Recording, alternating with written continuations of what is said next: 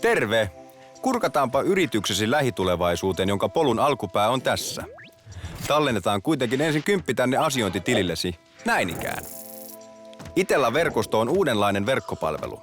Sen ideana on tehdä hankala helpoksi, kallis edulliseksi ja lisenssimaksut sekä päivitykset turhiksi. Lähetetäänpä esimerkiksi myyntikirje. Näin. Se lähtee sähköisenä, mutta vastaanottaja saa sen joko paperisena tai sähköisenä, mielensä mukaan. Ja noin. Nyt lähti myyntikirje koko asiakasrekisterille.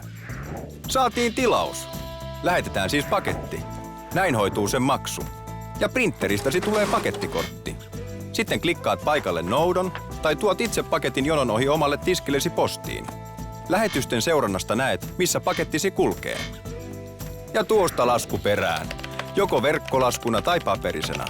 Ja aivan kuten kaikki muukin täältä lähetettävä ja tänne saapuva, myös laskut tallentuvat arkistoosi. Jonain päivänä saatat myös tarvita verkoston markkinoinnin koneistoa. Sen avulla teet omintakeista suoramarkkinointia, nyt paperisena, tulevaisuudessa myös digitaalisena. Käytössäsi on myös kattava kuvapankki.